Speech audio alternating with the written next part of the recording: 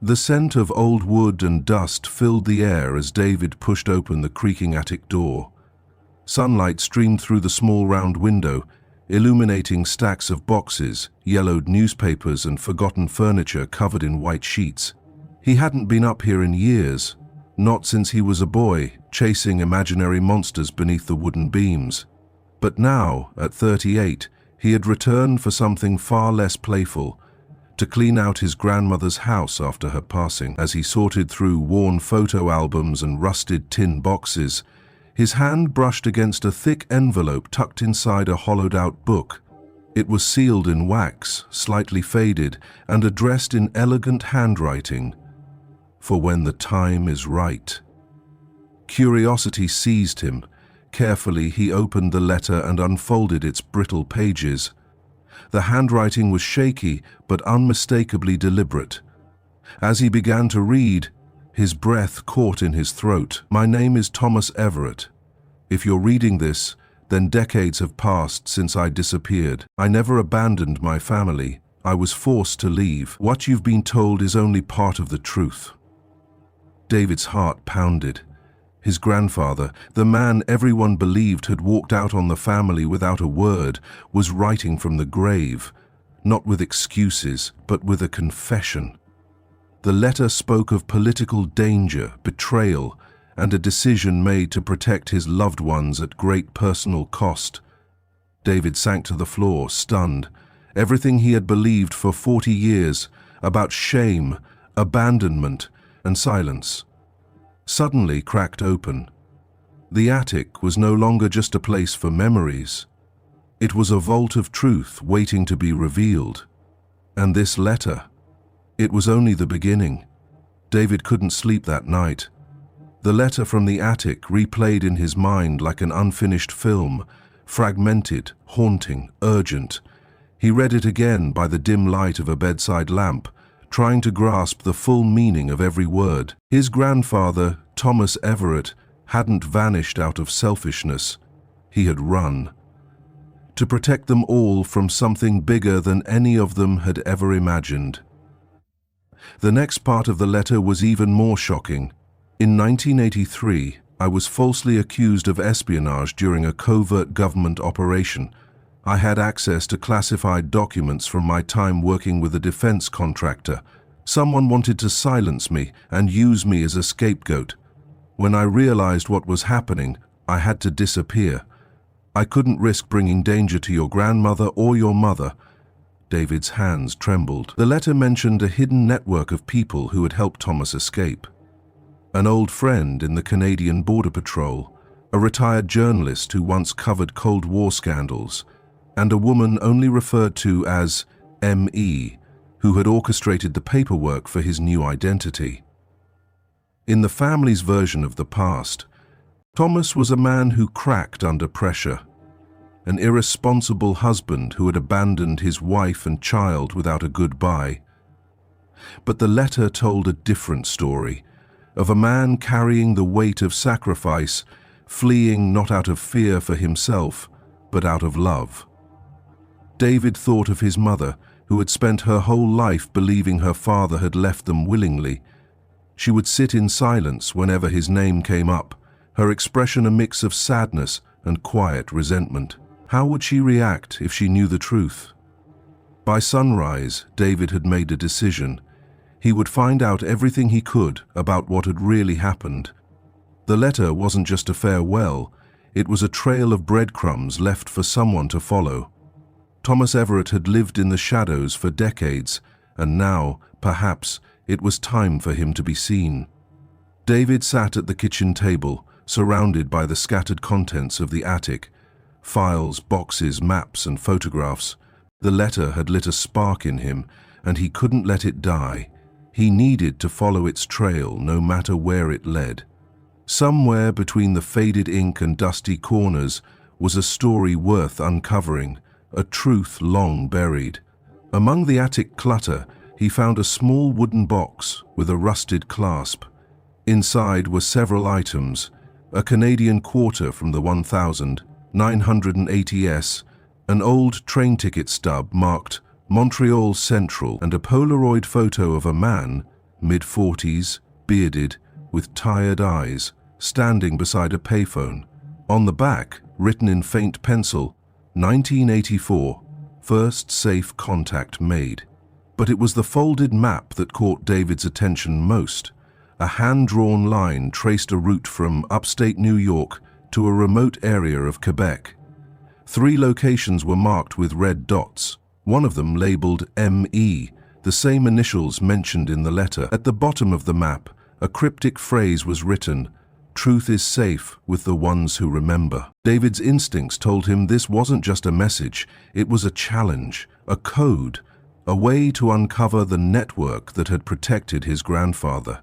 He began researching the locations, starting with public archives, online databases, and local newspapers.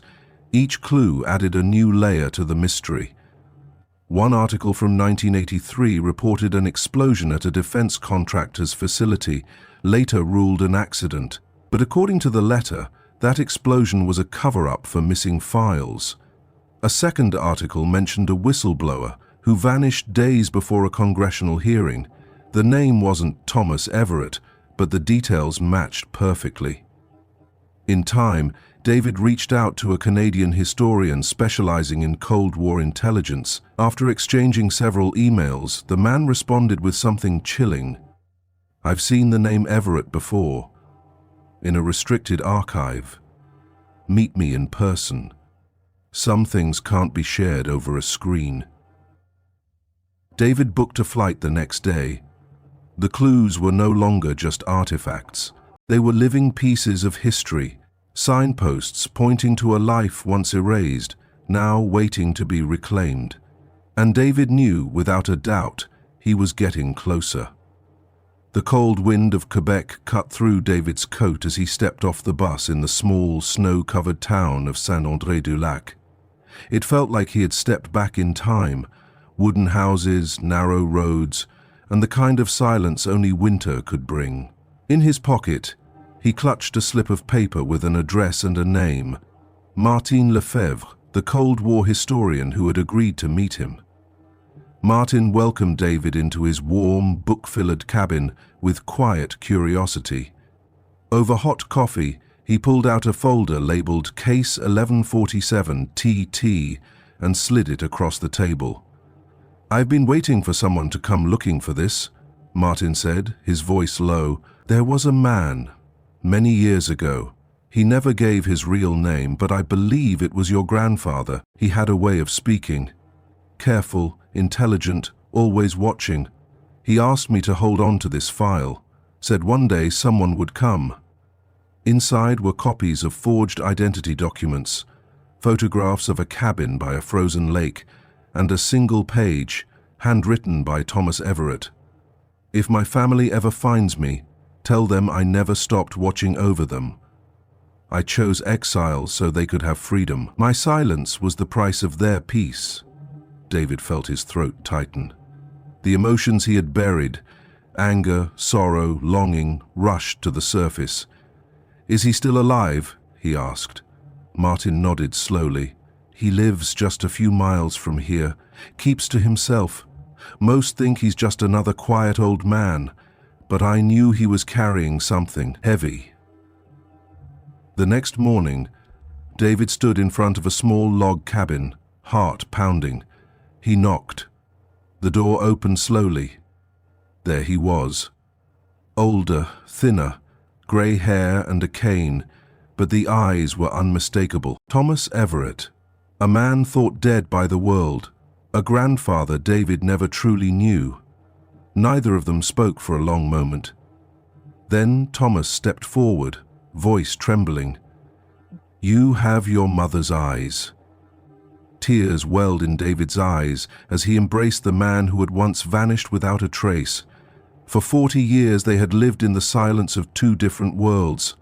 But now, finally, the truth stood between them, and so did the chance to heal. The cabin was quiet, save for the crackling of the fire. David sat across from his grandfather, watching the old man's hands tremble as he poured tea. The years had not been kind to Thomas Everett, but his mind was sharp, his memory vivid.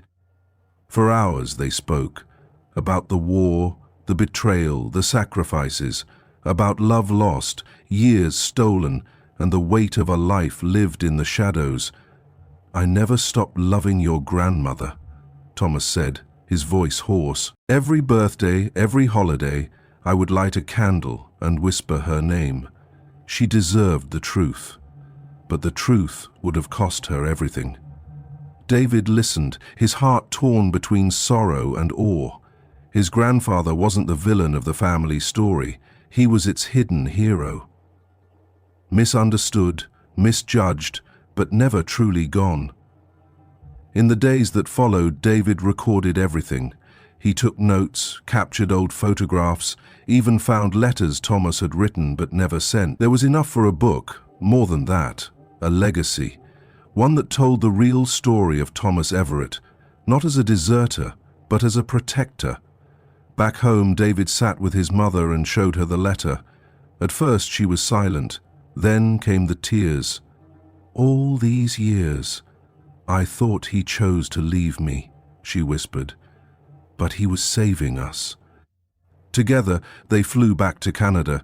The reunion was quiet but healing. A daughter embraced her father for the first time in decades. There were no dramatic speeches, only the comfort of presence, the mending of what time had broken.